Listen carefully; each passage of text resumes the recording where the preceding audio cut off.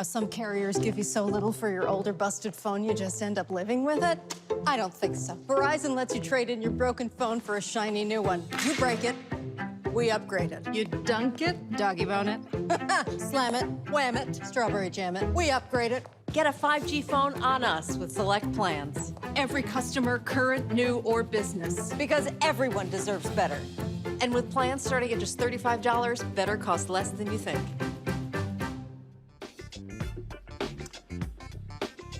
All right, folks, I am back from vacation. Today is Tuesday, December 14th, 2021. Welcome to Roland Martin Unfiltered on the Black Star Network, broadcasting from Atlanta. We'll be here all week for the Celebration Bowl. Of course, pitting Jackson State, winner of the SWAC championship, against the MEAC champions, South Carolina State. Festivities begin tomorrow, but let's get started with what's happening on today's show. Poor People's Campaign continue to put pressure on West Virginia Senator Joe Manchin and Democrats to pass the For the People Act, the John Lewis Voting Act. Will show you what took place today from their news conference and efforts on Capitol Hill. Also, we'll talk with the attorney of Crystal Mason and talk to Crystal Mason. Remember, she was the black woman who had to go to prison for voting illegally. She didn't even realize that she couldn't vote. Now they are trying to file an appeal to get that case thrown out based upon a new law. We'll talk with both of them. Also on today's show, we'll talk about what's happening in D.C. as young folks are on a hunger strike fighting for democracy. We'll talk with one of the organizers. Also on the show, we'll cover the District of Columbia going after the white supremacists, the Proud Boys, for their role on January 6th during the insurrection. Speaking of January 6th, Fox News, eerily quiet, y'all. Very quiet. After Congresswoman Liz Cheney revealed yesterday the number of Fox News personalities who sent text messages to White House Chief of Staff Mark Meadows imploring Donald Trump to do something about those white domestic terrorists who were storming the Capitol. They've said nothing in the more than 24 hours since she revealed those text messages. Also, the Treasury Department unveils a program where billions of dollars will go to minority communities. We'll tell you about that. In addition to that, Kimberly Potter, the former cop in Minneapolis, she wants a judge, not the jury, deciding her fate. No surprise there. And a Detroit artist literally showing how the opposition of critical race theory is whitewashing history. We'll talk with him. In our marketplace segment, sponsored by Verizon, store-bought candles were making her sick, so she started her business by making her own. We'll talk with the creator of Baubles Beeswax. Plus, two crazy as white people stories. You don't want to miss these. And Joe Simon, the great soul singer, who later, of course, became a bishop in the Chicago area, passed away at the age of 78. We'll pay tribute to him. It is time to bring the funk. I'm Roland Martin Unfiltered on the Black Star Network. Let's go. He's got it. Whatever the miss, he's on it. Whatever it is, he's got the scoop, the fact, the find. And when it breaks, he's right on time and it's rolling. Best believe he's knowing. Putting it down from sports to news to politics. With entertainment just for kicks, he's rolling. It's on go, roll, roll, y'all. It's Roland Martin, yeah. Rolling with Roland now. He's funk, he's fresh, he's real, the best, you know he's Roland Martin now.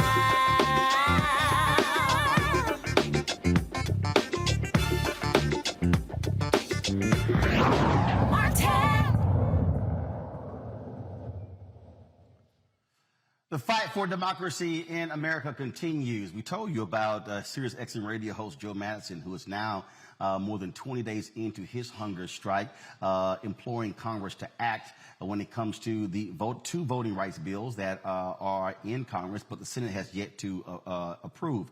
Now you have young folks all across the country who are doing their own hunger strike as well. It is about the fight for democracy, folks. That's what's going on. For the young folks, today is day 9 of their particular hunger strike. It has already gained momentum and even has secured them a meeting with Arizona Senator Kristen Sinema. She, of course, is one of the holdouts who doesn't want to end the filibuster, even for voting rights, yet they did vote to end the filibuster to pass the debt limit. The strikers, they are also demanding a meeting with President Joe Biden and, again, the passage of the Freedom to Vote Act. Joining us right now is Kyla Frank, a hunger striker who joins us from D.C. Kyla, glad to have you here on Roland Martin Unfiltered. explain to people why a hunger strike matters, why the hunger strike somehow could move Congress to act, the rationale behind it.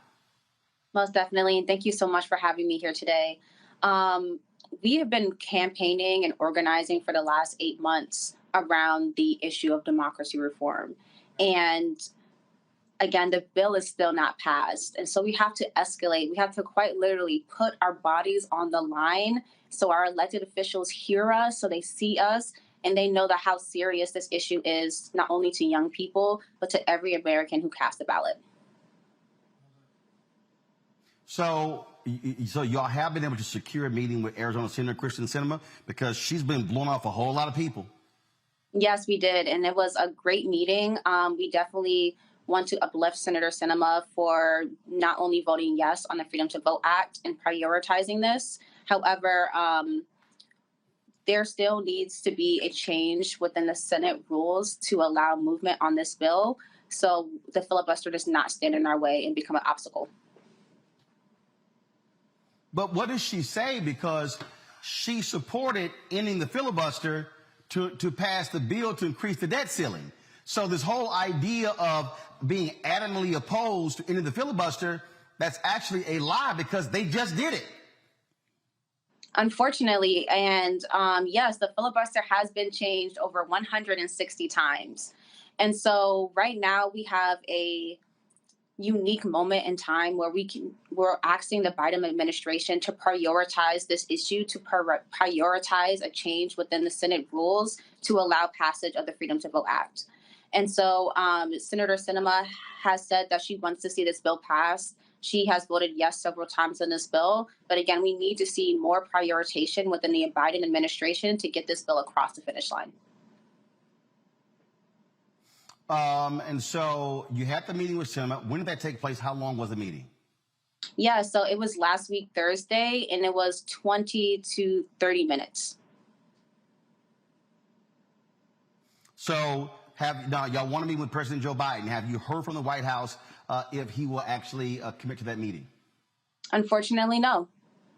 And again, we are right outside his doorstep. We will be out here indefinitely until he responds to us, meets with us, and prioritizes passing the Freedom to Vote Act this year.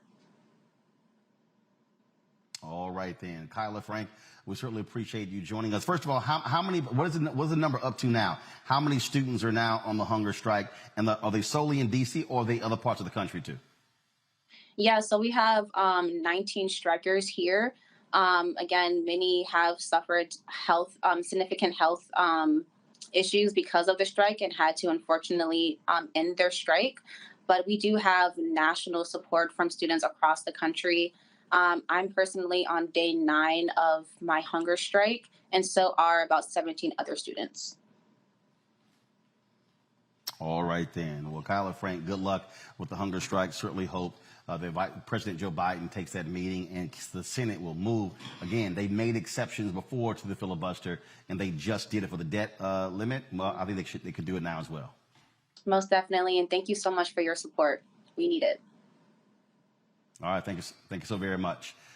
Folks, today in the nation's capital, the Poor People's Campaign, Reverend Dr. William Barber, Reverend Liz Theo Harris, they continue their action on Capitol Hill, trying to pressure West Virginia Senator Joe Manchin and other Democrats to move on these voting bills. They are making the point that democracy is indeed at stake. Here's some what was said today at today's news conference. Y'all let me know when you have that video ready so we can roll it. Yesterday they had a massive car rally that went from West Virginia to the nation's capital. And so that's what happened on yesterday. And again, like I say, they have been putting the pressure on them. Reverend Dr. Barber has made it clear he will continue the pressure. Now, what's also interesting, he spoke at a news conference today how they told Reverend Barber that if he got arrested, they would hold him in jail. Now, of course, D.C. jail has been having issues when it comes to coronavirus and with COVID. And remember, he also has an autoimmune deficiency, and plus, he's also first has health issues.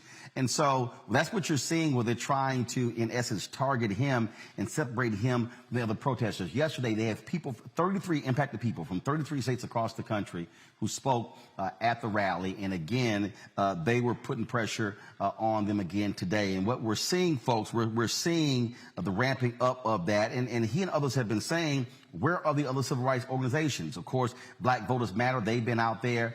Some other groups have been out there, Barbara Arnwine, the Transformative Justice Coalition. But you have not seen mass protests being led by the NAACP, by the National Urban League, and others. They have joined some others as well, but you have not actually seen that. Here's some of what Reverend Barbara had to say today. Go to my iPad, folks. You'll be able to actually see the video. Go ahead and play it.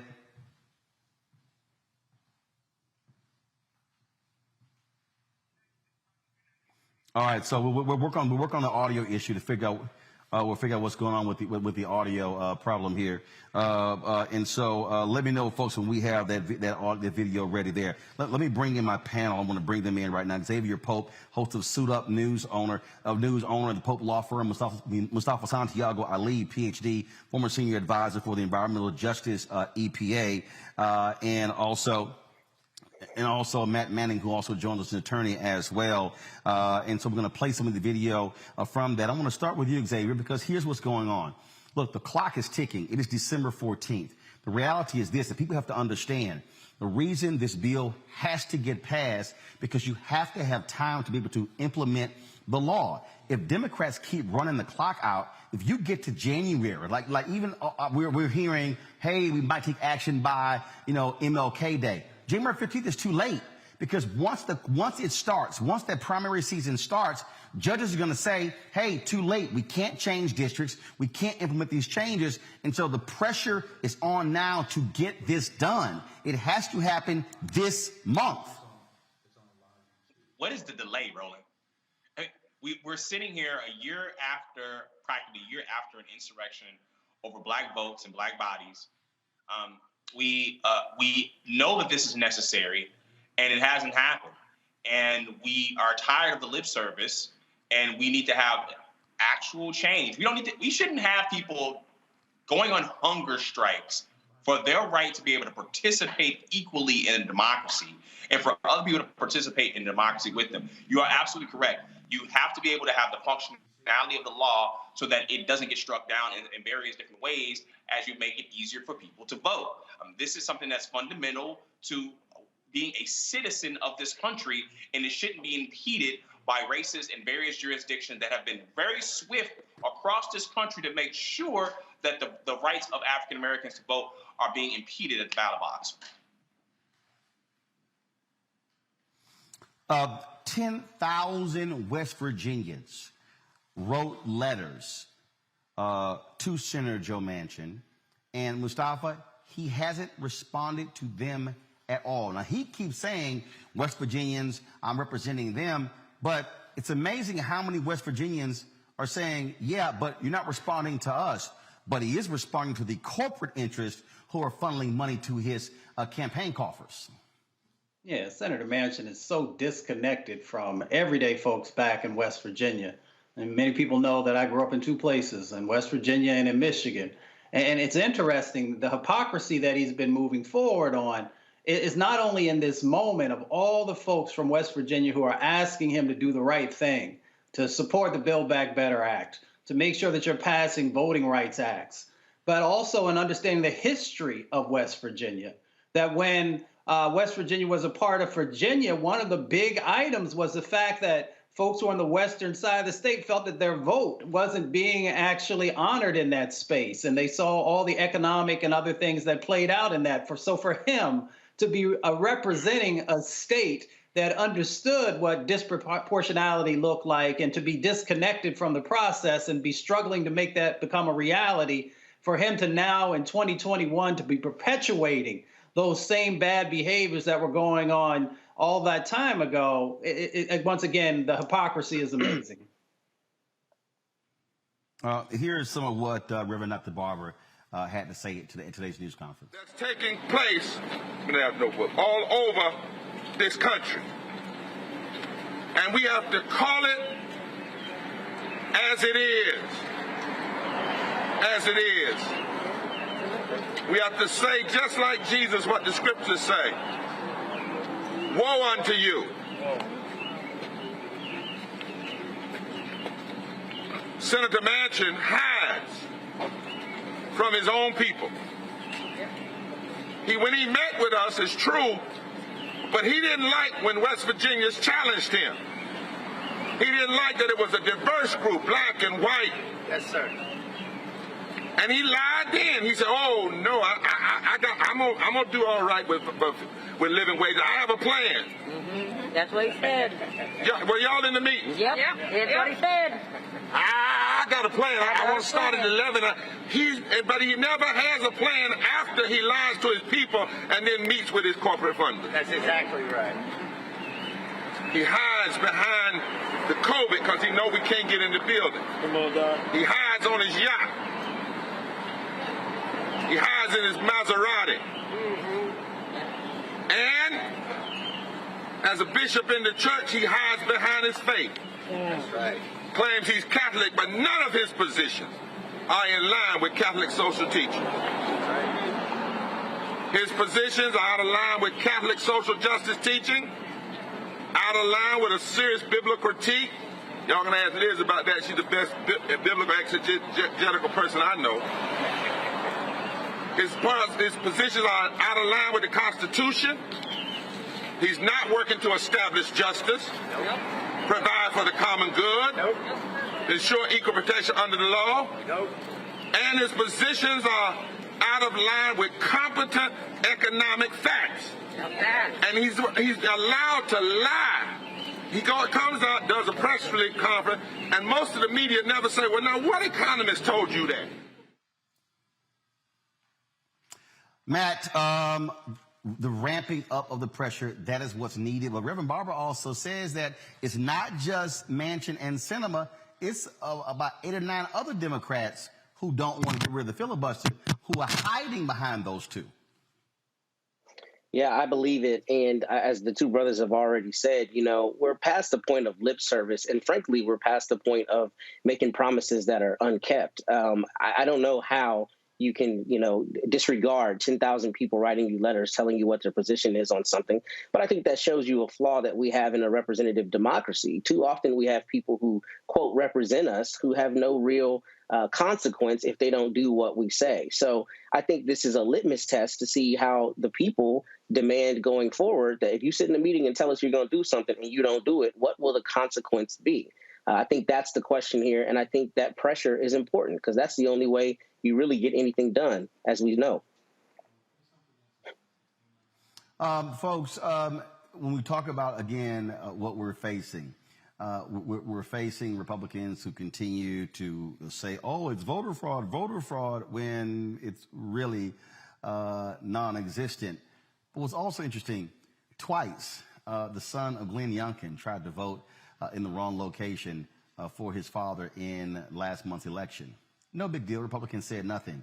Yet they went after Crystal Mason, a sister who thought she could vote, who voted, made a simple mistake, violated her parole. She went to prison. They're trying to put her back in prison. They are fighting right now, the state of Texas. They're spending vast amounts of money to keep her to try to throw her back in jail. To prove what point. She joins us right now along with her attorney, Kim Cole. Glad to have both of you on the show. Kim, what is the latest legal maneuver that y'all are involved in to try to end this case? That's big. First of all, explain to our audience, y'all been on before, how long has this been going on? This has been going on, Roland, since she voted in the 2016 election. So she was arrested in 2007. She voted 5 years ago. Yes. 5 years ago. Yeah. Okay. Yes. And so she had to go. So she had to go back to prison, correct? She had to go back to federal prison, yes, to serve 10 months because they violated her federal supervised release based upon the charge of her voting in the Texas election. So they violated her federal supervised release, and the federal court sentenced her to 10 years in prison. And then the state court obviously sentenced her to 5 years. So federal 10, state now. So is she battling both? Are y'all battling state and federal, or right now you're just battling the state? So she has fully discharged her federal sentence. They also, in addition to sentencing her to 10 years in prison, 10 months in prison, they sentenced her to, I believe it's 26 additional months of supervised release.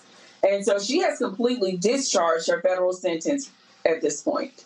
Now we are still looking at the 5-year state sentence, which is still pending. It's on appeal. I mean, the fact that Texas is spending thousands upon thousands upon thousands of dollars to send you to prison, Crystal, they are trying to make an example out of you. Mm-hmm. Yes. And you gotta remember this too. I filled out a provisional ballot. I never voted. It never counted. So they're saying I voted. I was sentenced to illegally voting, but I filled out a provisional ballot that never counted. So I've never voted. So I'm going through all of this, and it never went anywhere but in the trash. I mean, this is unbelievable. So, Kim, explain the latest legal maneuver y'all are involved in. So, Bill 1 here in Texas had a lot of nasty provisions that were geared toward suppressing voting. Actually had one provision in it that amended the Texas election code under which Crystal was convicted. And that code, even though it already stated that the individual had to know that they were not eligible to vote, it was amended to make it even more clear.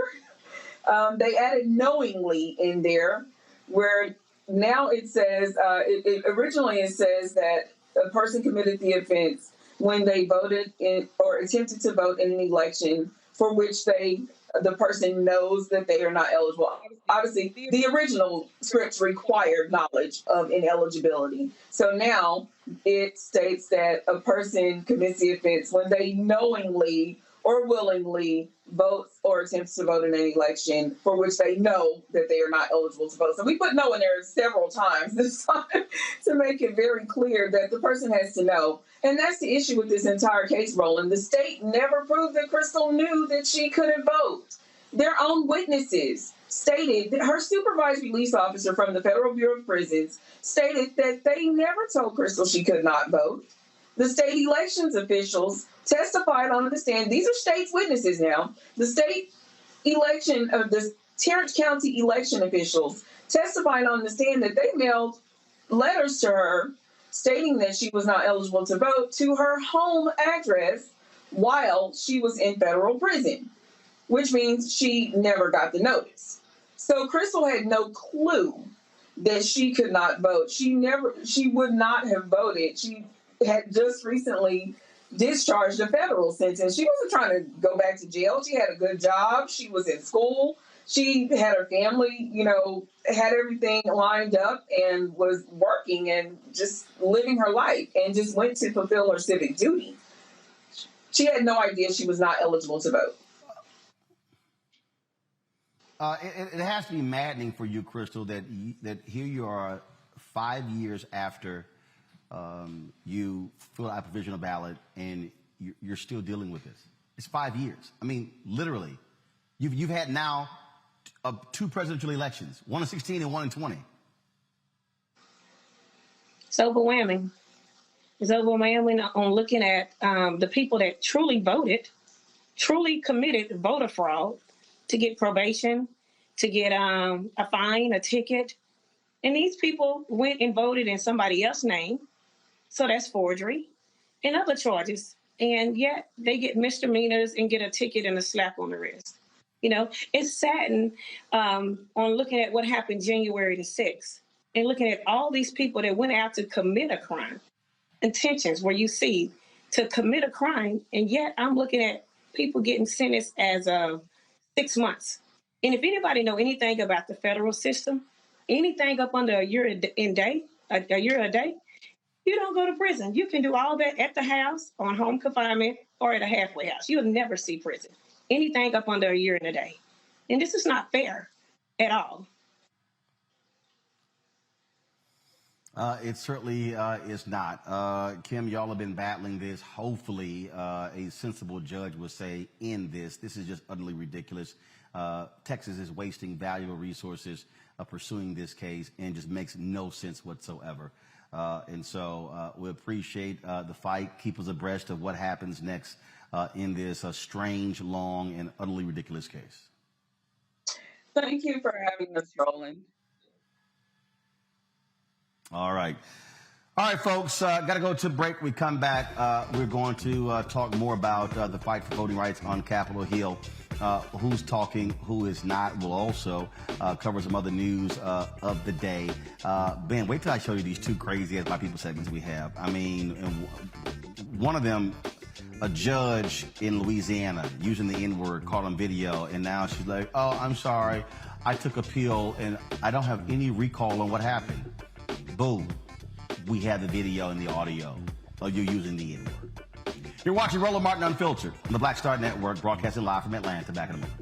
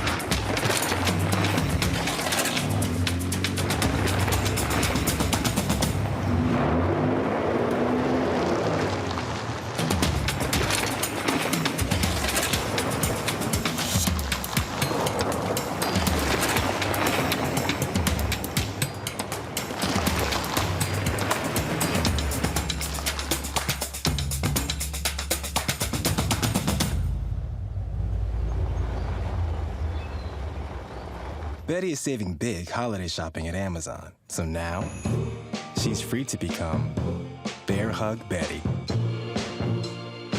Settle in, kids. You'll be there a while. Ooh, where you going?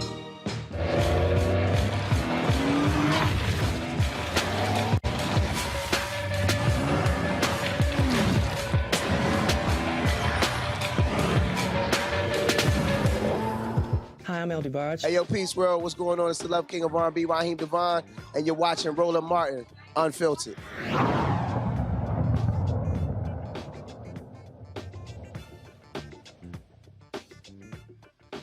Folks, District of Columbia, they filed a lawsuit against the Proud Boys because of their actions on January 6th.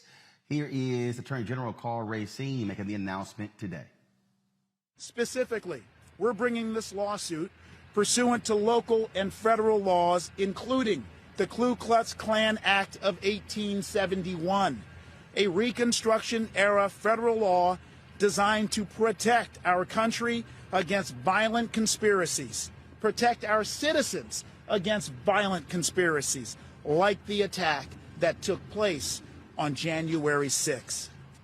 In the complaint, which has been filed and is public, we specifically allege that these vigilantes, insurrectionists, and masters of a lawless mob conspired against the District of Columbia, its law enforcement officers and residents by planning, promoting, and participating in the violent attack on the United States Capitol.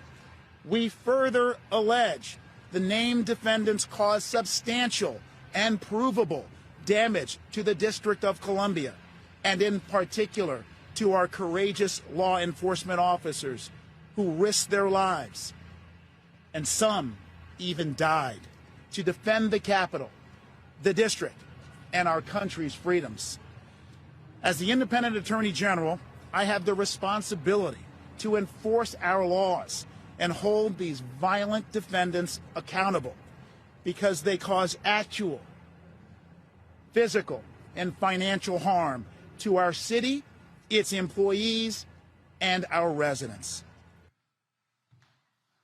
Now, the suit names several specific individuals accused of plotting the riot, outlines the events leading up to the riot, and accuses the groups of using the election results to recruit new members and using coordinated violence to intimidate the public and government. Now, if y'all want to really get a kick out of this here, yesterday, Congresswoman Liz Cheney, one of two Republicans who's on the January 6th Special Select Committee, she read aloud some of the text messages that were turned over to the committee from former White House Chief of Staff Mark Meadows, which came from a number of Fox News celebrities. Folks, it was riveting testimony. Oh, by the way, none of the conservative networks, Fox News, One American News, and Newsmax carried yesterday's hearing. I wonder why. Could it be because what the Fox News folks were saying privately in text messages, they've been saying something totally different publicly? This is yesterday. Watch this. These text messages leave no doubt the White House knew exactly what was happening here at the Capitol. Members of Congress, the press, and others wrote to Mark Meadows as the attack was underway. One text Mr. Meadows received said, quote, "We are under siege here at the Capitol." Another, quote, "They have breached the Capitol." In a third, Mark, "Protesters are literally storming the Capitol, breaking windows on doors, rushing in. Is Trump going to say something?" A fourth, "There's an armed standoff at the House chamber door." And another from someone inside the Capitol, "We are all helpless." Dozens of texts, including from Trump administration officials, urged immediate action by the president. Quote, "POTUS has to come out firmly and tell the protesters to dissipate. Someone is going to get killed." In another, Mark, "He needs to stop this now." A third, in all caps, "Tell them to go home." A fourth, and I quote, "POTUS needs to calm this shit down." Indeed, according to the records, multiple Fox News hosts knew the president needed to act immediately. They texted Mr. Meadows, and he has turned over those texts. Quote, "Mark, the president needs to tell people in the Capitol to go home. This is hurting all of us. He is destroying his legacy," Laura Ingraham wrote. "Please get him on TV. Destroying everything you have accomplished," Brian Kilmeade texted. Quote, "Can he make a statement? Ask people to leave the Capitol," Sean Hannity urged. As the violence continued, one of the president's sons texted Mr. Meadows, quote, "He's got to condemn this shit ASAP. The Capitol Police tweet is not enough," Donald Trump Jr. texted. Meadows responded, quote, "I'm pushing it hard. I agree." Still, President Trump did not immediately act. Donald Trump Jr. texted again and again, urging action by the president. Quote, "We need an Oval Office address. He has to lead now. It has gone too far and gotten out of hand," end quote. But hours passed without necessary action by the president. These non-privileged texts are further evidence of President Trump's supreme dereliction of duty during those 187 minutes. And Mr. Meadows' testimony will bear on another key question before this committee. Did Donald Trump, through action or inaction, corruptly seek to obstruct or impede Congress's official proceedings to count electoral votes? Mark Meadows' testimony is necessary to inform our legislative judgments. Yet he has refused to give any testimony at all, even regarding non-privileged topics. He is in contempt of Congress. All right, folks. Now, if y'all want a really good laugh, I told y'all. So Brian Kilmeade of Fox and Friends was one of the people who texted him. No mention today at all about these text messages. None. In fact, y'all gonna get a real kick out of this one here. None of the Fox News people. It was as if the story just didn't even exist today. That shows you how fraudulent these folks are. I'm going to play this for the panel. I'm going to come back to you. And so the Washington Post put this together where they juxtapose text messages and what Fox personalities were actually saying on the air. It's amazing what they said privately, different from what they said publicly. Watch this. Quote, Mark, the president needs to tell people in the Capitol to go home.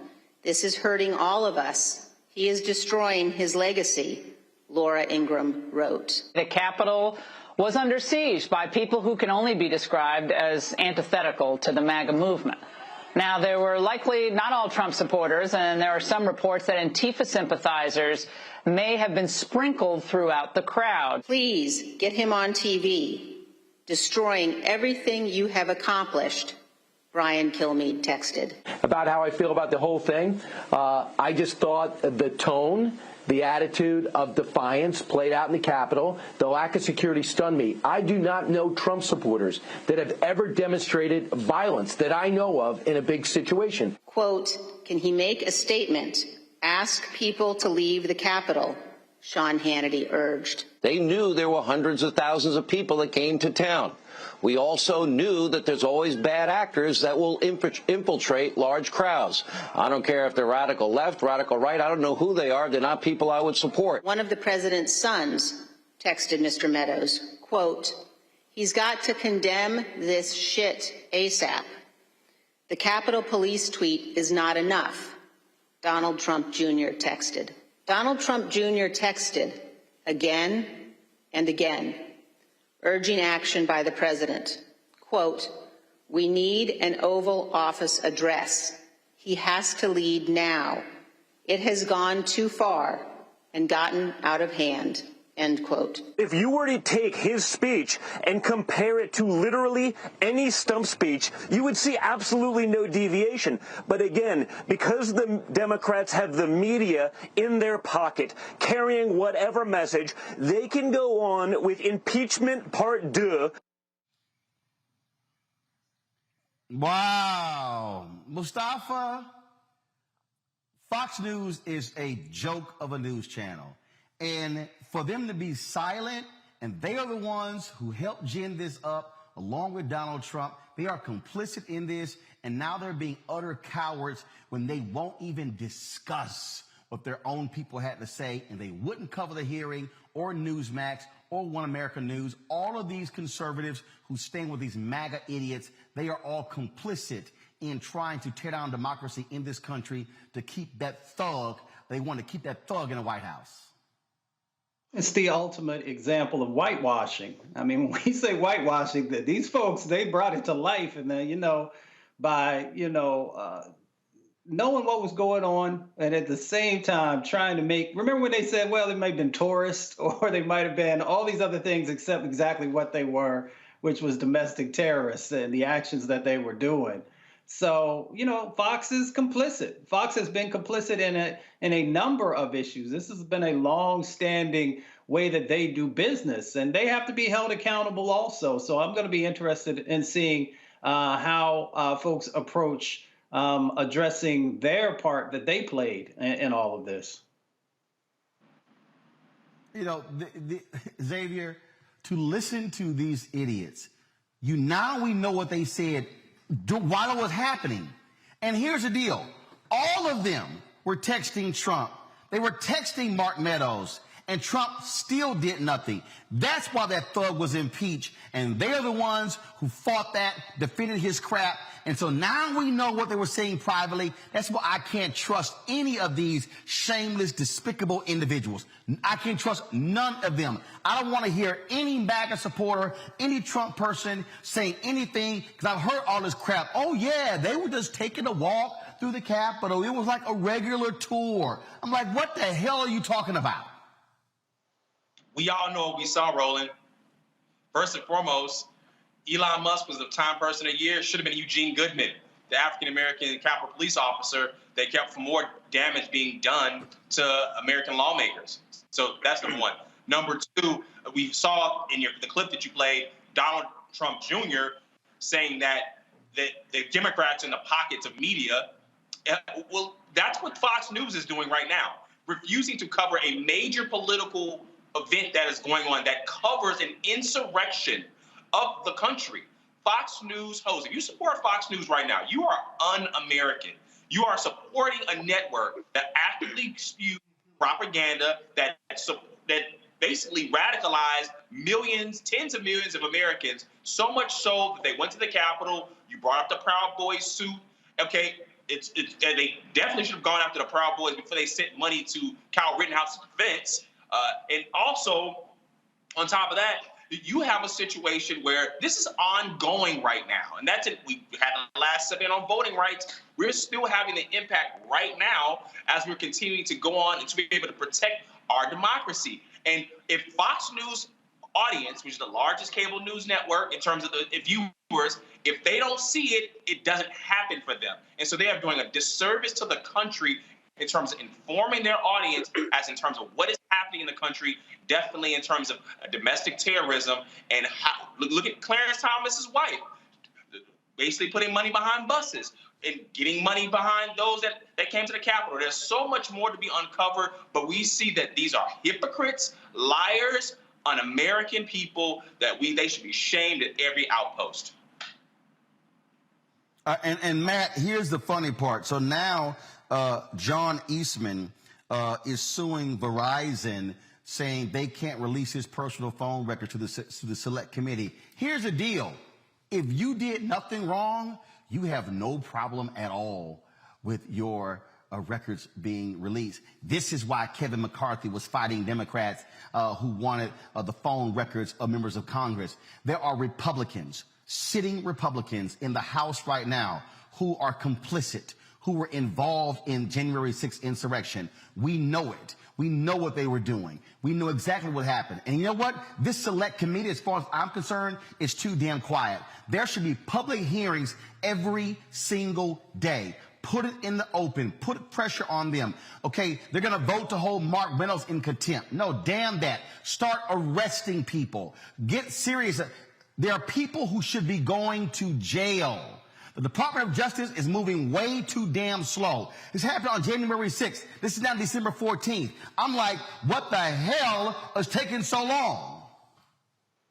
You know, Roland, if you, me, Mustafa, and Xavier did this, we would already be in custody and we'd already have had an arraignment and be looking at trial dates. I mean, the reality of this is there's two different justice systems in America, and when it's wealthy white people who are involved, they get a different pass. I mean, the reality is these people were texting Mark Meadows because they knew that what we're seeing is a once-in-a-lifetime assault on democracy, really at this level of demonstrability that we'll probably never see again. And it's absurd that there are people who are doing everything they can to either obfuscate the issue or to downplay it. And that's what I think is the most sinister part of Fox News, is for all of this time, they have fomented all of this unrest. They've leveraged it. And behind closed doors, they're saying, hey, man, this is not right. This needs to stop. But on the air, they're still trying to leverage the divisibility between, you know, Democrats and Republicans, or the left and the right. So I don't know how it's defensible at all that nobody's in custody. And I think you're 100% right. If it was one of us on this panel, we would already be in custody. It would be no question. And they would be parading our black faces all over every news network to show how they got those domestic terrorists. The fact that it's not happening to them is because they're white and wealthy, period. Absolutely, folks. Gentlemen, got to go to a break. We come back. Our Black and Missing. We'll also talk about how former Minneapolis cop Kim Potter does not want a jury determining her fate We'll explain. Next on Roland Martin Unfiltered, right here on the Black Star Network.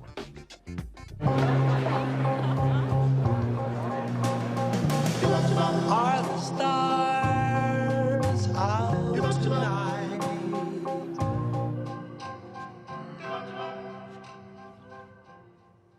Alexa, play our favorite song again. Okay.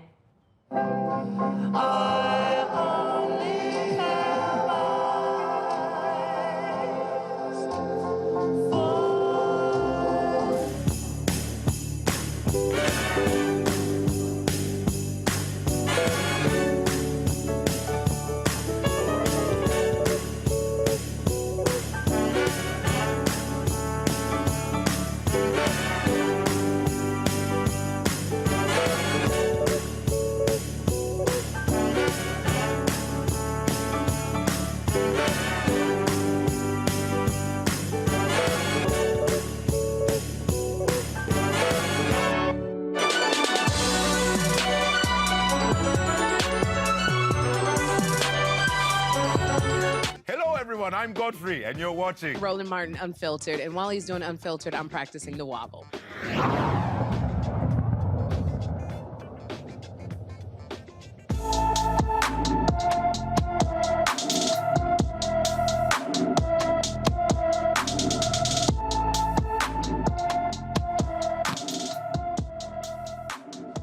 Taylor Young was last known to be driving his 2019 silver Honda Civic in Houston, Texas on December 9th of this year. The 25-year-old is 5 feet 11 inches tall, weighing 160 pounds, with black hair and brown eyes. He was last seen wearing a blue Billionaire Boys Club sweatshirt with gray sweatpants. Young has 2 tattoos on his right leg, the Tasmanian Devil on the front and a fleur-de-lis with a snake on the back. Anyone with information about Young's 2019 silver Honda Civic with a Texas license plate MDC 9337 or know about his whereabouts should call the Houston Police Department Missing Persons Unit at 832-394-1840, 832-394-1840.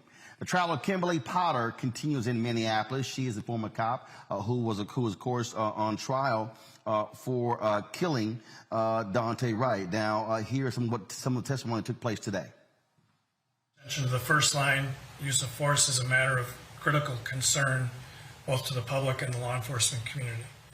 Can you explain, in your mind, why that is a matter of critical concern?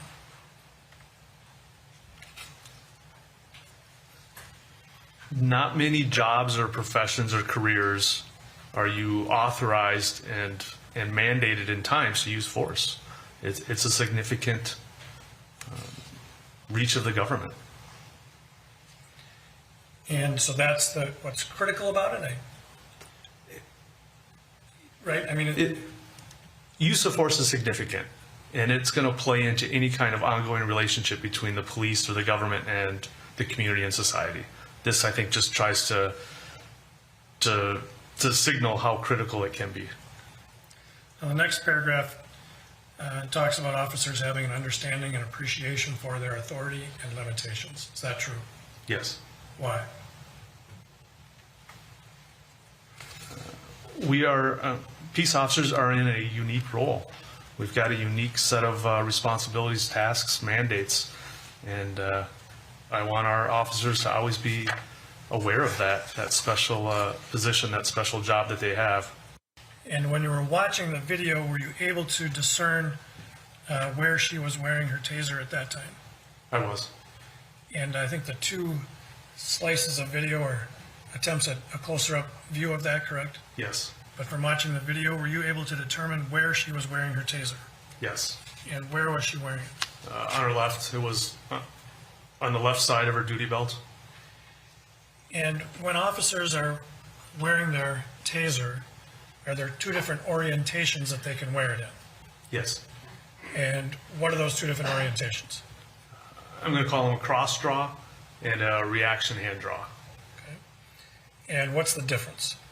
And if it would help to demonstrate to the jurors, if you want to stand up and just show them, you can do that if you want. The way I have mine oriented is for a cross draw. So I'm right-handed, right hand dominant. I carry my handgun on my right side, carry my taser on my reaction side. So this holster is set up so that I would cross draw, using my dominant hand to draw across my body. When I refer to a reaction hand draw, the taser would be oriented so the handle's aft, not forward, and you would use your reaction hand to draw the taser that way. So it basically which way the handle is pointed, whether it's going to be forward or aft. And Exhibit 382, can you tell which orientation Ms. Potter is wearing her taser?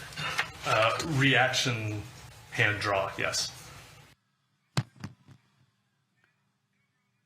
Brooklyn Center Police Commander Garrett Fleslin testified that Kim Potter should have been familiar with the policies even as they evolved during her 26-year career. She repeatedly signed documents acknowledging the rules. Now, Potter claimed that she mistakenly grabbed her Glock when she reached for her taser, which led to Dante Wright's death. Now, check this out. Potter's attorney told the judge that she does not want the jury to decide whether she should be subjected to a longer than the typical sentence if convicted of manslaughter. Really, Matt? That doesn't surprise me, Roland. Having done a lot of criminal defense, I might do the same thing in this case. And the reason is because when you have a jury, a lot of times jurors don't have a frame of reference for what a case is, quote, worth. So a jury's not going to know that this is the common case where a person would get 10 years or 12 years or whatever the number may be. So I understand the logic behind her attorney saying we want to go to the judge because the judge will have a frame of reference and hopefully the judge will not be swayed improperly by all the political pressure and the societal pressure surrounding this case. So strategically, I understand that. I don't understand it, though, from the standpoint of kind of to your point earlier. If you know you weren't doing anything wrong, why would you be worried about the 12 citizens who hold your fate in their hands determining the appropriate sentence for you? I mean, that kind of bodes to you know you did something wrong. But as to the legal strategy, that actually makes sense to me in this case. But also what you have here is, Xavier, you got these cops who expect judges to be more lenient. Remember, you get the several officers who were involved in the Freddie Gray situation who chose the judge to determine their fate, and they all got off. Yeah, Roland, usually when you have police officers that use the judge instead of a jury, they want to be able to make a calculated decision to choose one person they feel like that's on their side in the criminal justice system. That's first and foremost. The second thing is what does it say when we have our police officers who believe that judges are going to be lenient towards them and be on their side as opposed to interpreting the law, as opposed to the communities that they're supposed to serve? It says a lot about what police officers view themselves in position to what their relationship to the people in our society and the communities they're supposed to be serving. Mustafa.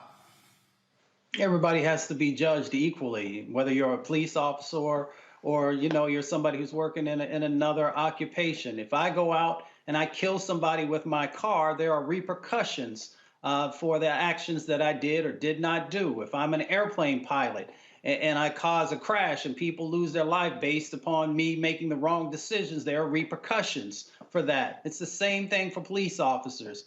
If they make a mistake, then they also have to deal with the consequences of the situation. So, if we want to make sure that justice is fair and equitable, then we got to also make sure that on the other side of the equation, when somebody is possibly guilty of something, that they actually have to go through the same process. All right, folks, hold tight 1 second. Got to go to break. We come back. We'll tell you about the latest in the Jelani Day case. The brother in Illinois was found dead in the river. And also, remember the former NFL player who shot and killed several people in South Carolina? Brother had CTE. We'll tell you those details as well. Plus, we'll talk with the artist who did the issue of critical race theory. Isn't it interesting how that's no longer a thing now the election is over? It's as if it just magically disappeared. Because it was never a thing. You're watching Roland Martin Unfiltered right here on the Black Star Network.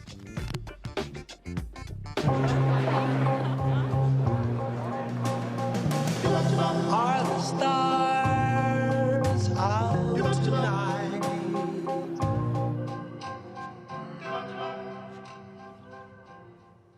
Alexa, play our favorite song again. Okay. I only have eyes for you.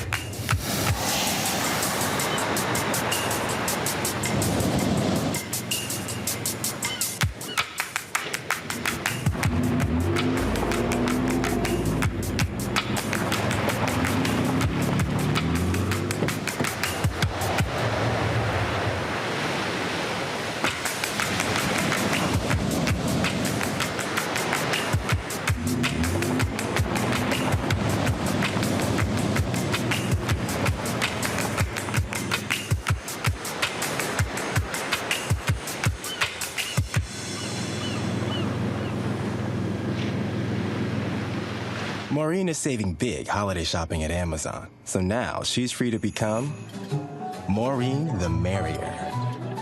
Food is her love language, and she really loves her grandson. Like, really loves. Hey, I'm Cupid, the maker of the Cupid Shuffle and the Wham Dance. What's going on? This is Tobias Trevelyan. And if you're ready, you are listening to and you are watching Roland Martin Unfiltered.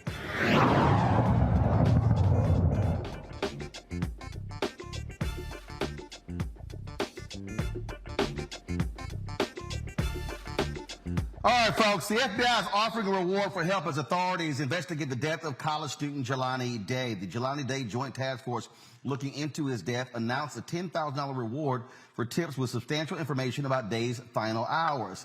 They hope the information could lead to a new witness or evidence in the case. Day was reported missing in August. A 25-year-old body was later discovered in the Illinois River on September 4th.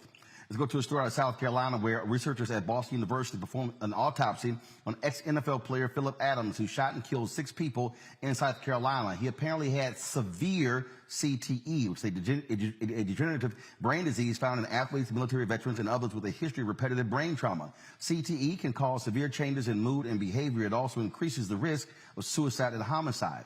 Adams played football for 20 years, spent 6 years in the NFL, and suffered many injuries during his career. In April, he shot a doctor and his wife, their 2 grandchildren, and 2 HVAC workers. Dr. Ann McKee, a neuropathologist who studied Adams' brain, said Adams had stage 2 CTE, and his case was more severe than other cases she has seen for patients in his age range. Adams' family said that he sought help for his illnesses from the NFL, but could not keep up with appointments and was denied services. Folks, that is certainly a sad story there as well. Folks, going to go to a quick break. We come back. We're going to talk about the Treasury Department announcing billions of dollars to minority lenders. We'll also talk about how critical race theory is no longer a critical issue happening here in America. I wonder why. You're watching Roland Martin Unfiltered right here on the Black Star Network.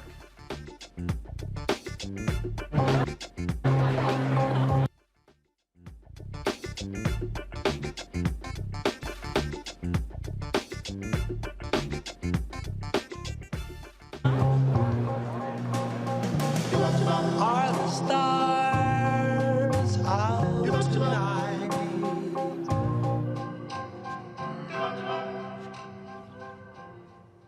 Alexa, play our favorite song again. Okay. I only have eyes for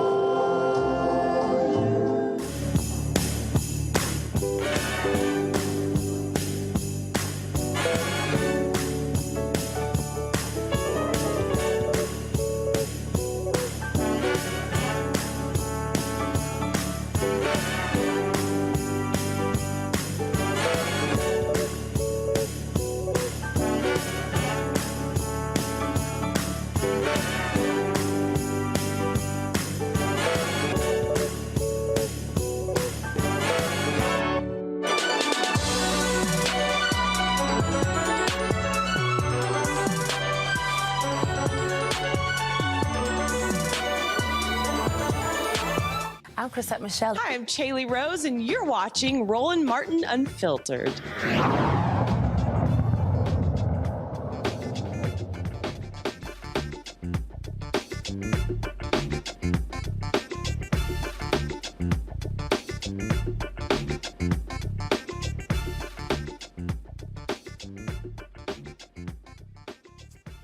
All right, folks, the Treasury Department is going to release $8.7 billion to minority communities to help small businesses and those who lack access to banking. The Emergency Capital Investment Program, those funds will go to 186 community-based financial institutions. Today, at an event at the Treasury Department, recognizing the Freedmen's Bank, of course, which was created after the Civil War, Vice President Kamala Harris and Treasury Secretary Janet Yellen made the announcement and said it is going to help those in need. We're here today because in many ways we're still living with both that aspiration and that tragedy. The Vice President just described this very well. From Reconstruction to Jim Crow to the present day, Our economy has never worked fairly for Black Americans or really for any American of color. Well, since stepping foot in this building last January, we have tried to change that, to finally make good on the aspiration of the Freedmen's Bank by transforming how Treasury works. We've completed Treasury's first equity review, looking across the department and asking, where are our operations not as inclusive as they could be? We've brought on the most diverse leadership team in Treasury's history. Here's what I know to be true. America is a nation that is driven by the ambition and the aspirations of her people. But I also know that in America today, deep racial disparities continue to hold people back from achieving all they can. Today, the wealth gap persists.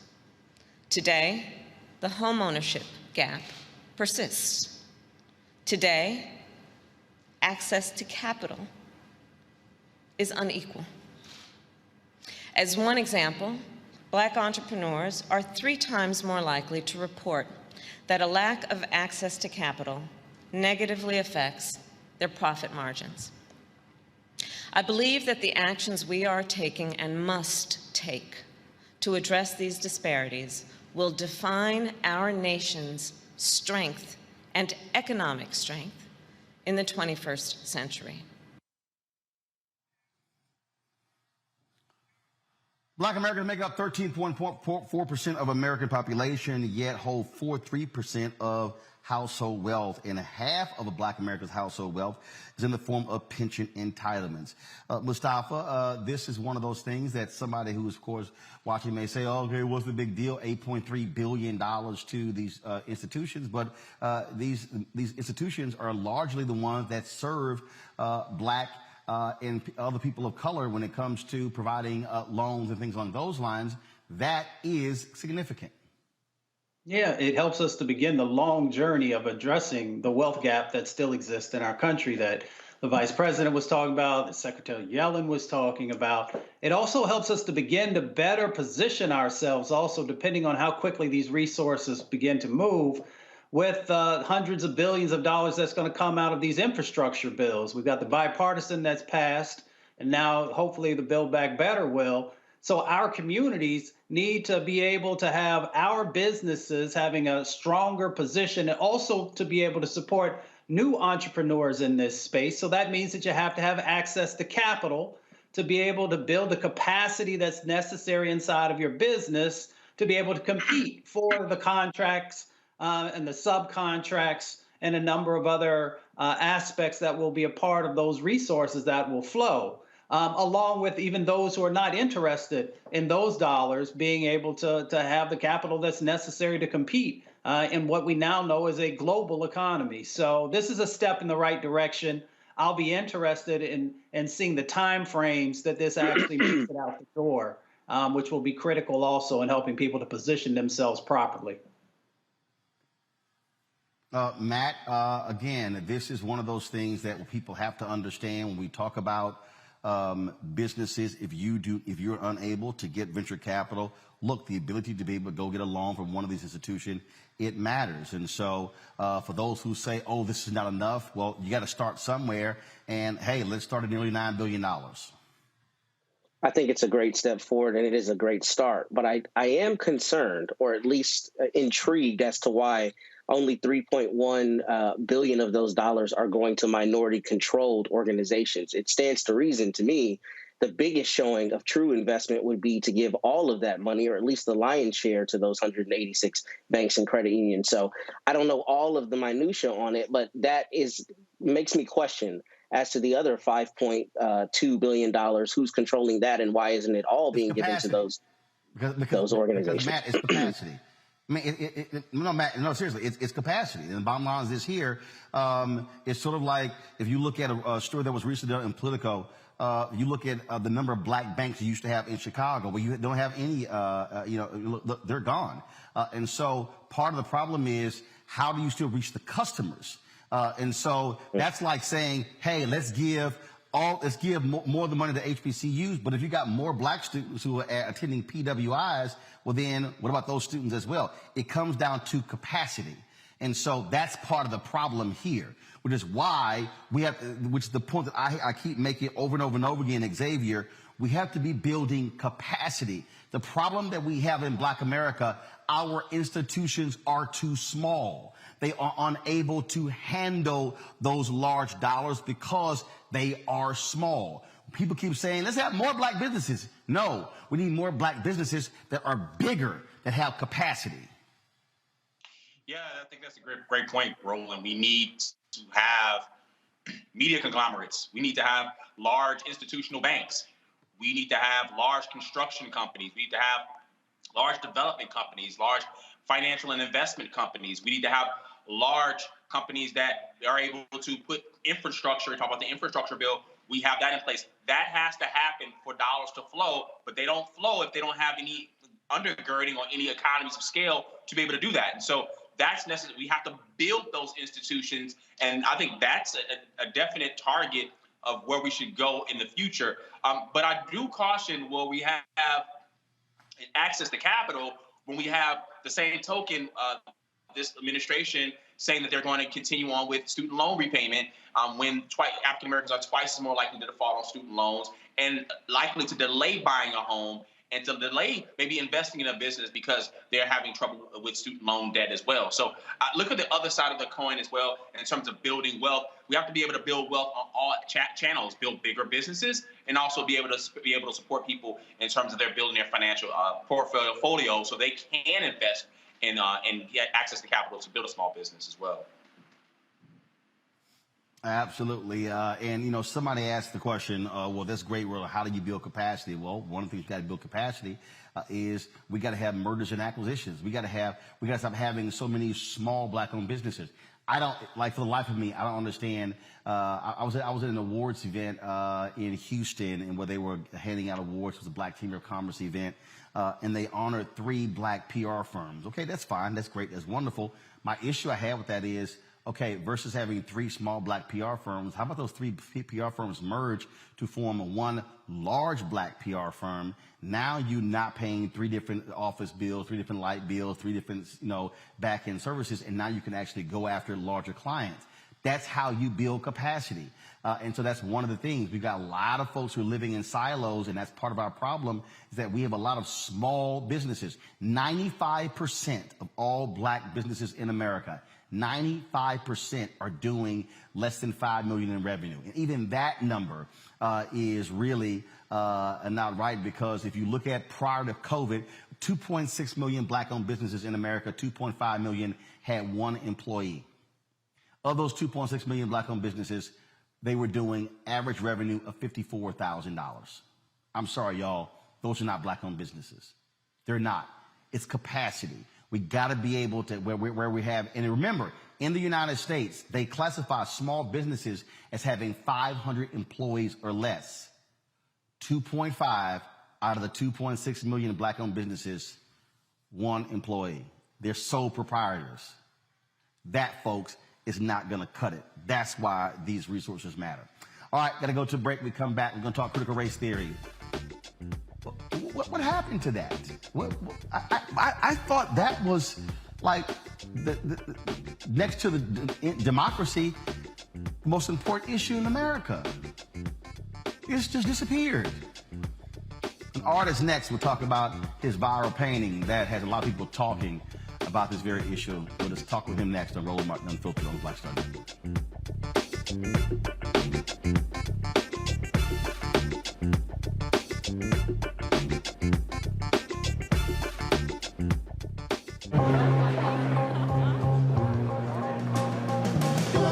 Are the stars out tonight?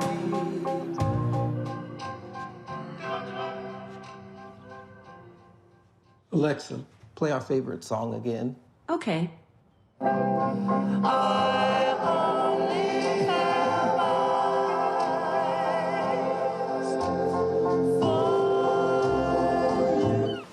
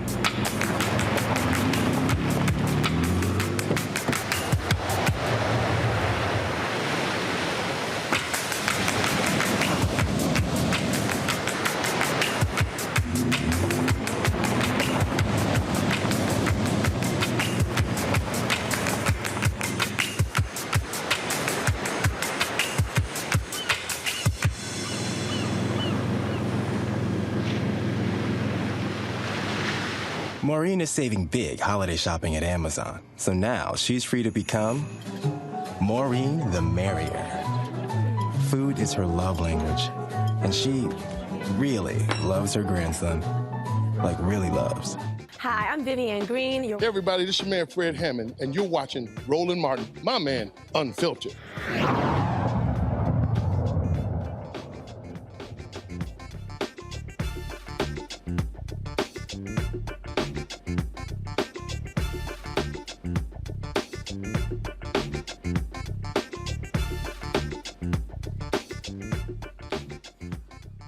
All right, an artist from Detroit has gone viral with this painting, which deals with critical race theory. Check this out. Joining us now to discuss his work is Jonathan Harris. Jonathan, glad to have you on the show.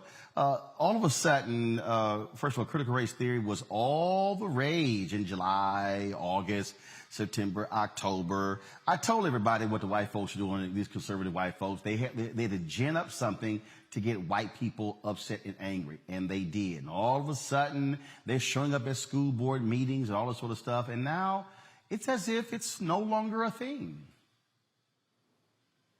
Yeah, I understand, but I'm just really concerned about our history and my people's history, so I just wanted to document something with this piece that'll stand the test of time.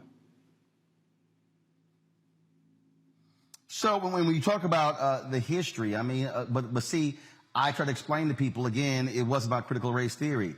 They want to associate anything dealing with race, anything dealing with diversity, anything dealing with equity. Don't want any of it because this is white fear, the fear of a changing America, that an emerging majority is people of color. They can't stand that. That's what this whole thing is about. Yeah, it's difficult. It's so much going on with critical race theory and like you said, like the fear that people that don't look like us have. But I just want to document, my feeling on it, and I just wanted to know, people to see how I felt about it with this piece. So that's where I'm at with it. Questions from my panel. First off, Mustafa, what you got for Jonathan? Well, Jonathan, shout out to everybody back in the D on Freeland Street where my fam is at. When you first began this journey of trying to highlight and keep our history alive, was the first set of images that we see, was at the beginning of the process, or were there other individuals that you thought about highlighting as well? Well, I had probably three main ideas at first, and then I decided to stick with this one because I felt like it would be more powerful. I wanted people to question what was really going on here, and not see something that's very blatantly obvious. So to answer your question, this was not the original idea. But when I was working on this one, I knew that I only wanted it to be about three key figures from our history that people that don't look like me know who they are, and it wouldn't really be no question about who they are and why they're being covered up. It had to be answered. Matt? I'm sure, Jonathan, let me first say, man, it's a brilliant piece, and I appreciate you documenting our history the way you have. But I'm sure you've gotten a lot of pushback from this. So what have particularly non-Black artists, if any, said about this? What has the response been? And have you seen people saying, well, I don't think it's really whitewashing history, trying to add some nuance to what we know is actually happening? Have you had that phenomenon occur? Yeah, when I originally had found out that it had went viral, as people say, somebody had told me they had put something in me to start going down a rabbit hole. And when I did that on Twitter, I found a lot of other outlets, like, Republican outlets that had picked it up. And the threads, they were just so long, I had began to read. And it was kind of disturbing, but that's part of the problem. This has to be talked about. We can't move forward to the future if we can rectify the past. And America's history, it was not a Disney movie, and they trying to make it like it's a Disney movie. It's not. If it was M. Night Shyamalan, it has to be M. Night Shyamalan. Xavier. Jonathan, a great piece. Traditionally in our hip hop culture, graffiti art has been sprayed on various walls of various subways, of various places all around urban communities. Did you think about how, when to cover up our art and our expression, there's usually either whitewashing it down or wiping it down, the attempt to basically cover up the expression of our culture, the expression of our being, our soul, our movement, all of those different things as you thought about inspiration for the piece? Yes. So the white on the piece, it actually symbolizes all of the history that we don't know that's been covered up. And I just believe that changing the history to what they would like to change it to, that's like a beast that's never full. Once we give them something, they'll keep coming back and wanting more and more and more. And eventually it'll get to the point where they'll question teaching Martin Luther King, Harriet Tubman, and Malcolm X. And I don't want that, and I'm doing everything to stop that with my ability. Thank you. We have a children's book. I take it you got a lot of response from folks. Are people trying to get you to make copies of this? And people are asking, where can they actually get this piece? Yes. Well, the piece has sold the first day of my last show. I did have a limited edition prints online, 250 of them signed and numbered. Those actually sold out today in about 2 days. And I won't be making another one. I want this one to stand alone and stand the test of time. So it's a one of one. All right, you passing a lot of money. It's not about the money for me. It's really not about the money for me. I don't sell art. I just paint what's in my heart, and if somebody chooses to buy it, thank you. All right. Jonathan Harris, we certainly appreciate it. Tell people where they can watch, go take a look at more of your stuff. My Instagram is at ArtYouGifted. That's ARTYOU Gifted. My Facebook is Jonathan Harris Art. I'm John Harris on Facebook. John Harris Art on Twitter. That's it. All right, then. Jonathan, we certainly appreciate it. Thanks for joining us. Thanks for having me. All right, folks, let's pay some bills when we come back. Our marketplace segment where we focus on black-owned businesses. That's right. That's how we do it here on Roland Martin Unfiltered every single Tuesday with the marketplace, brought to you by Verizon. If you want to support what we do, download the Black Star Network app. Our goal is to get 50,000 downloads by December 31st. We got a lot more to go. Please pass the word. You can download the app on every platform. It's Apple phone, your Android phone, Apple TV, Android TV, Roku, Amazon Fire Stick, Xbox, as well as Samsung Smart TV. Also, your dollars goes to allow us to do what we do, supporting this show. So please join our Bring the Funk fan club, where every dollar you give, again, allows us to be able to travel to places like here in Atlanta to cover the Celebration Bowl. We're going to be going to events all week, live streaming stuff beginning tomorrow. So we want you to support us. And so please do so by Cash App, $RM Unfiltered. PayPal is R Martin Unfiltered. Venmo is RM Unfiltered. Zelle is Roland at RolandSMartin.com. Roland at RolandMartinUnfiltered.com. Got to go to break. When we come back, Marketplace brought to you by Verizon right here on Roland Martin Unfiltered on the Black Star Network. Broadcasting live from Atlanta. Betty is saving big holiday shopping at Amazon. So now, she's free to become Bear Hug Betty. Settle in, kids. You'll be there a while. Ooh, where you going? You know how some carriers give you so little for your older busted phone you just end up living with it? I don't think so. Verizon lets you trade in your broken phone for a shiny new one. You break it, we upgrade it. You dunk it, doggy bone it, slam it, wham it, strawberry jam it. We upgrade it, Get a 5G phone on us with select plans. Every customer, current, new, or business. Because everyone deserves better. And with plans starting at just $35, better costs less than you think.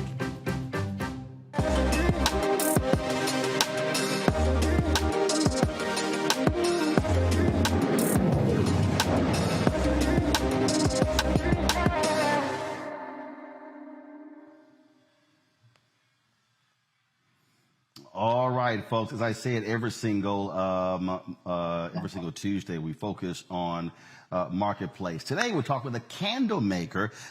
She was not too particularly happy when she first started doing this, and so Bernadette Brown said, "You know what? Let me just go ahead and do it myself." She's a journalist, decided to focus on self-care. Now, she loves candles, but she said the ingredients were making her sick, so decided to make her own. That's why she has Baubles and Beeswax. How you doing? I'm wonderful, Roland. How are you? I'm doing great. So, how was it? How are these candles making you sick? What was the deal? So, when I first started, I love candles, but every time I would burn a candle, it gave me a headache. I was talking to a friend of mine who's a holistic health coach, and she said it's likely because of the paraffin wax and the phthalates that are in the fragrances that are in manufactured candles. And so I said, well, maybe I should just try to make them myself. Can't be that too, hard of a process, which I learned it actually is a very hard process. I started making them on my own and fell in love with it. And so did my friends and family, and a business was born. And it was great to actually create something. I deal in facts every day as a journalist. And so getting to use my creativity was wonderful. That led into soaps and skincare and all types of other products. Now, right, you're in Mableton, Georgia, and so you go from candles to skincare products. And so how has the business taken off? Business has been great. We took a little break during the pandemic, as a lot of businesses did. We regrouped a little bit, relaunched, and we've been doing wonderful. Getting, reviews back from our customers that they love the products, that they feel comforted and soothed and nourished. That is the goal. So we're doing wonderful. We're selling and adding products. The goal is to continue to add products to our offering and get more people to love the brand just as much as I do. Wow. Now, first of all, where can people get your candles and skincare products? So right now we offer our products online. You can go to baublesandbeeswax.com. You can also shop through our Instagram, Baubles and Beeswax, on Facebook as well. We will be adding more next year. We're looking to add a men's line, looking to possibly even grow into subscription boxes. The goal is, the product should be a tool for you, right? It should be part of your personal care toolbox. It's meant to trigger you to slow down and to take care of yourself. Because I know as Black women, we just don't. We're taught to just go and work, but we're not taught how to stop and relax and care.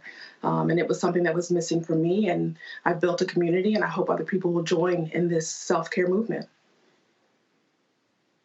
Questions from our panel. I'll start with you, Mustafa. Well, thank you for this and creating a product that doesn't impact, the environment or people's health. I'm curious, as we do more self-care and learn to slow down and be more efficient, are you thinking about franchising, or how are you helping other brothers and sisters who may be interested in starting something similar to be able to on their journey? When I started this, I found a lot of resources online and, books and authors, and people were very open to share their knowledge with me. And I feel strongly that I have to do the same thing. It's not simple. People think, oh, you just pour a candle and that's it. It's not that simple of a process. I'm happy to share my expertise. And the growth will be in normalizing the conversation around how we take care of ourselves, in moving from a guilty pleasure to an everyday practical luxury that we should be giving ourselves, this gift to ourselves. And hopefully with as we add more products and look to increase. I don't see it franchising, but because I love making the products, and so I do want to have my hands in it. The recipe formulation and creating that part is just a joy for me. But definitely adding employees and getting a bigger workshop, all that is in our future. Matt? Well, let me first say I wish you great prosperity. It looks like your products are incredible, and I appreciate all of the mindfulness and intentionality you've put into making them. But I have a simple question. I know what I'm getting Big Mama for Christmas, so if I order it, do I still have time to get it? That's my question. Sir, I got you. Yes, yes, and yes. You ordered it, all right? I'm going to put it in the mail tomorrow. Perfect. All right. Thank you. All right. Well, we're going to have to get some of your candles. On Monday, I'm going to be back in the studio debuting our new studio. We're going to be showing everybody what it looks like. And so I think might want to put some of the candles on the shelves there. So hopefully. I got a box coming to you. It's the Dynamic collection, because I think that pretty much sums you up. Okay. Dynamic. Well, I appreciate it. So, look, congratulations on this. Thank you. Did you give up journalism completely to focus on being an entrepreneur? I have not. I facts first for me, and I still love storytelling and leading my team. I'm just able to, devote time in other places, and it does fuel me. So, still a journalist, entrepreneur as well. All right. Sounds great. Well, Bernadette, congratulations. Good luck. Thank Again, you. BaublesBeeswax.com. Folks, y'all go check it out. We appreciate you joining us on Marketplace presented by Verizon. Thanks a lot. Thank you. All right, folks, got to go to a break. When we come back, woo! I got two crazy ass white people for you. Y'all about to trip out next on Roland Martin Unfiltered on the Black Star Network.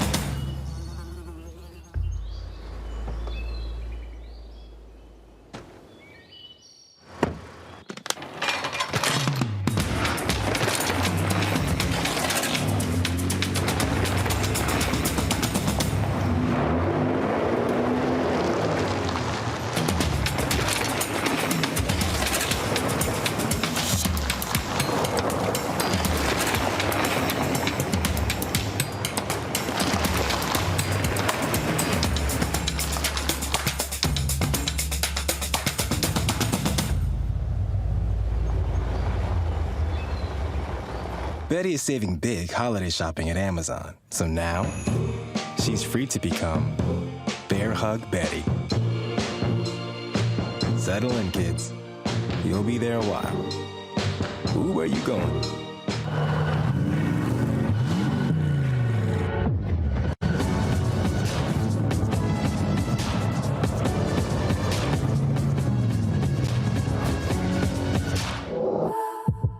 Yo, it's your man Dion Cole from Blackish, and you're watching Roland Martin Unfiltered. Stay woke.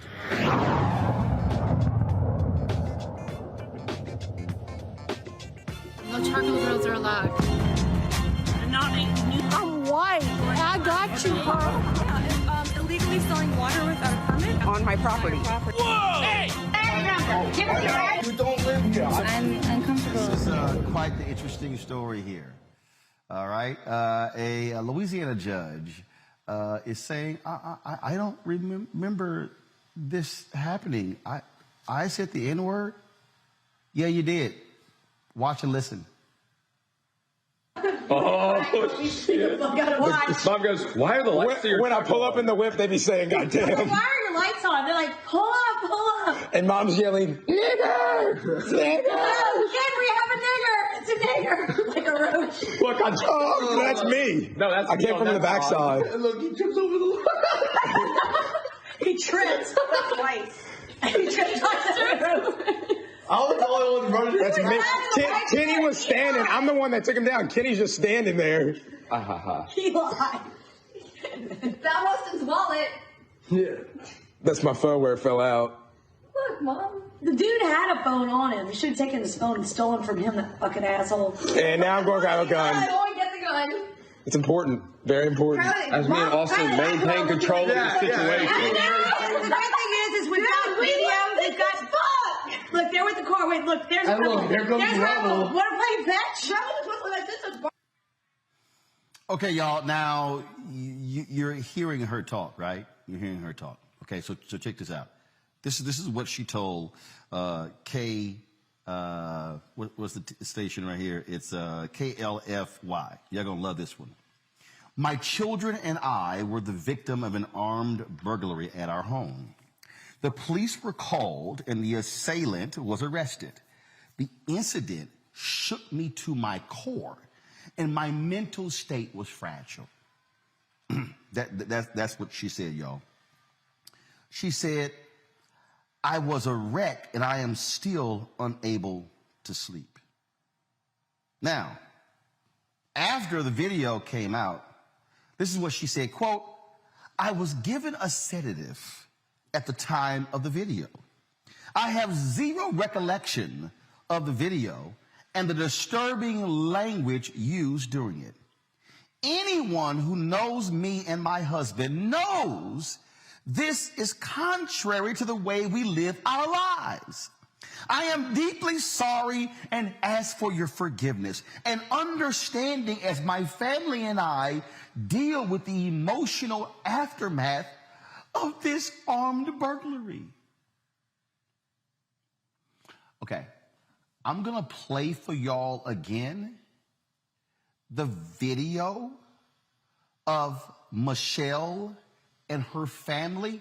Y'all, the video is recorded in real time as it's happening. Roll it.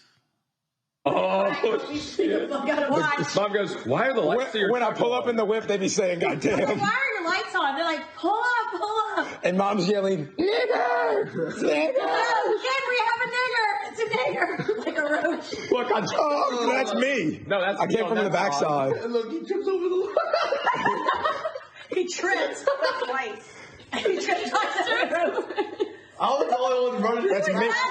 Kenny was standing. I'm the one that took him down. Kenny's just standing there. He lied. Found Austin's wallet. Yeah. That's my phone where it fell out. Look, Mom. The dude had a phone on him. He should have taken his phone and stolen from him, that fucking asshole. And now I'm going to grab a gun. I want to get the gun. It's important. Very important. As me and Austin maintain control of the situation. The great thing is we've got video. We've got fuck. Look, they're with the car. Wait, look, there's Rebel. Here comes There's Rebel. Rebel. Want to play fetch? Rebel is with my sister's.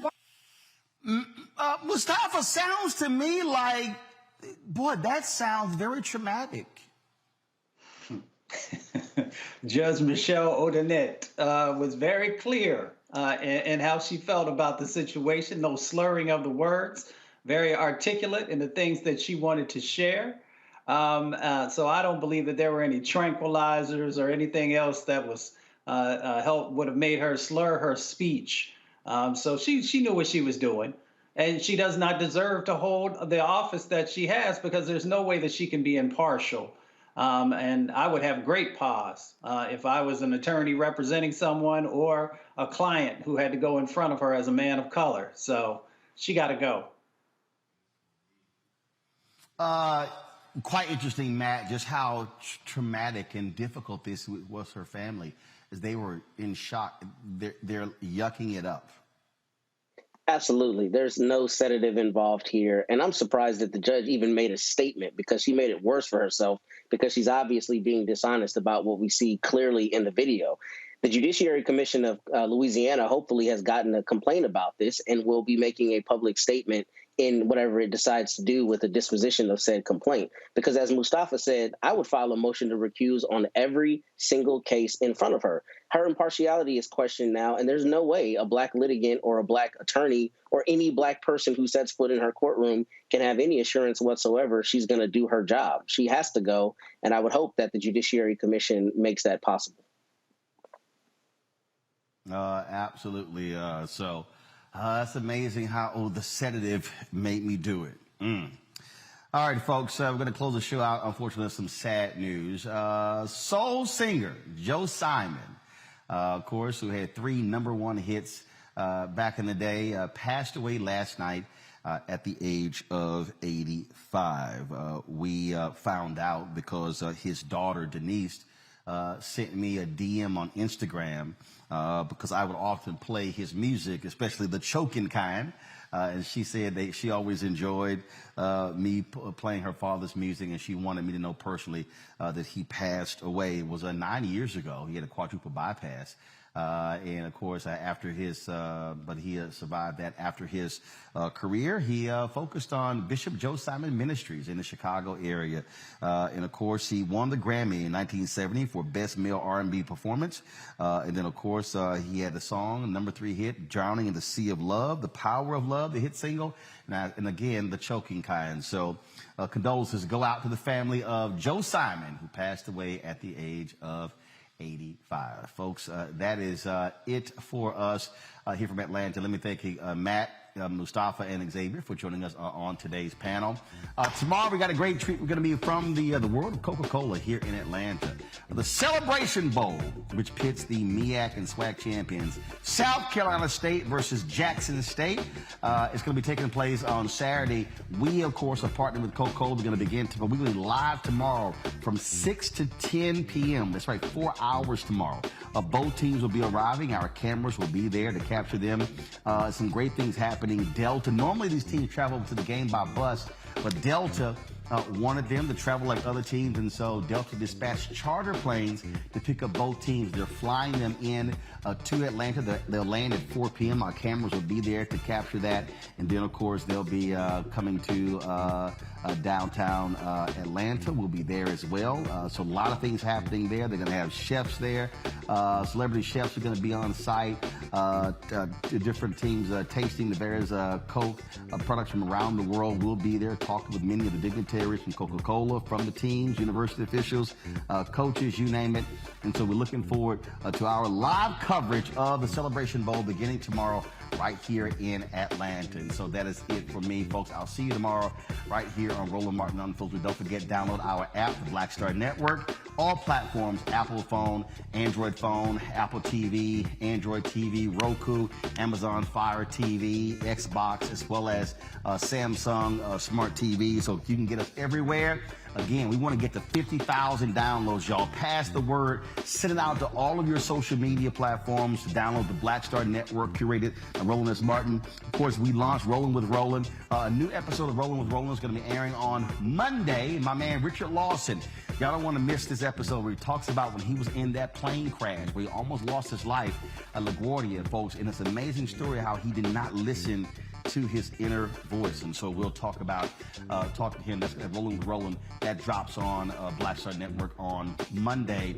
On Sunday, folks, we of course going to be streaming the McDonald's Inspiration Celebration and Gospel Tour from Houston. You've been seeing a lot of the interviews we did with a lot of the artists, James Fortune, Donald Lawrence, Yolanda Adams, the host Lonnie Hunter, and so many the Walls Group and so many other artists.